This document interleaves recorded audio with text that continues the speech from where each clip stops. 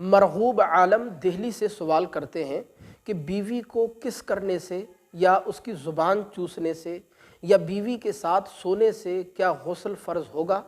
اگر غسل فرض ہوگا تو ایک پر ہوگا یا دونوں پر ہوگا؟ اس کی وضاحت فرمائیں۔ بسم اللہ الرحمن الرحیم۔ تو دیکھیں یہ بڑا ضروری مسئلہ ہے۔ اکثر لوگ اس طرح کے سوالات کرنے میں بڑی جھجک محسوس کرتے ہیں، جبکہ شریعت مطہرہ کے مسائل سیکھنے میں بالکل جھجک نہیں ہونی چاہیے، کیونکہ یہ طہارت کا مسئلہ ہے اور ہم سب جانتے ہیں کہ طہارت جو ہے وہ نماز کی کنجی ہے۔ یعنی جب تک آپ کی طہارت مکمل نہیں ہوگی تب تک آپ کی نماز اور دوسری عبادتیں بھی درست نہیں ہوگی۔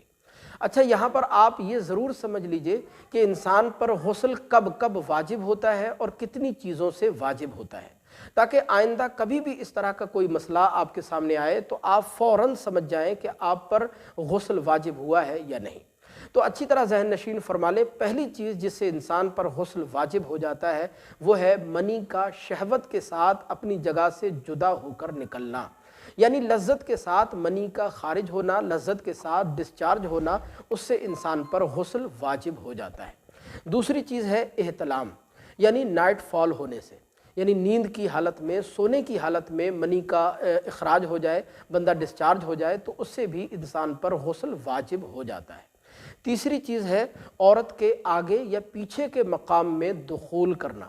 اچھی طرح یاد رکھیں، عورت کے پیچھے کے مقام میں دخول کرنا یہ سخت کبیرہ گناہوں میں سے ہے، یہ جائز نہیں ہے، بلکہ حدیث مبارکہ میں ایسے انسان کو ملعون قرار دیا گیا ہے، یعنی جو عورت کے پیچھے کے مقام میں دخول کرے وہ ملعون ہے، یہ جائز نہیں ہے۔ لیکن اگر کوئی انسان کمینگی پر اتر آئے اور بیوی کے پیچھے کے مقام میں دخول کر بیٹھے تو عورت کے آگے یا پیچھے کے مقام میں دخول کرنے سے، چاہے وہ شہوت کے ساتھ ہو، بلا شہوت ہو، انزال ہو نہ ہو، ڈسچارج ہو نہ ہو، بہرحال دونوں پر غسل فرض ہو جائے گا۔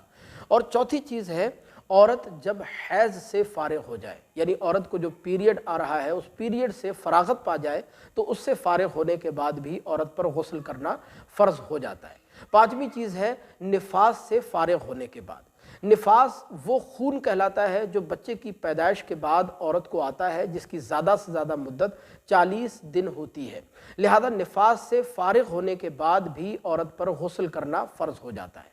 تو یہ 5 چیزیں ایسی ہیں کہ ان کے ہونے سے یا ان میں سے کسی ایک کے ہونے سے انسان پر غسل کرنا فرض ہو جائے گا۔ اب رہا یہ مسئلہ کہ بیوی کو گلے لگانے سے یا بیوی کو کس کرنے سے یا اس کی زبان چوسنے سے یا اس کے پاس بیٹھنے سے یا اس کے ساتھ سونے سے کیا غسل فرض ہوگا؟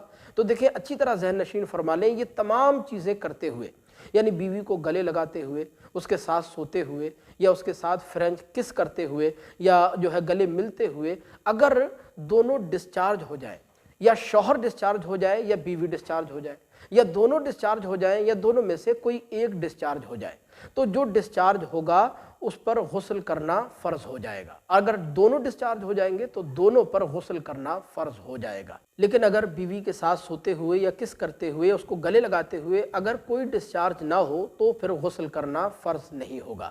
بعض اوقات ہوتا یہ ہے کہ بیوی کے ساتھ بیٹھے ہیں یا اس کے ساتھ لیٹے ہیں یا بیوی کو گلے لگایا تو اس سے ہوتا یہ ہے کہ جو ہے مزی کا اخراج ہو جاتا ہے، مزی نکل آتی ہے۔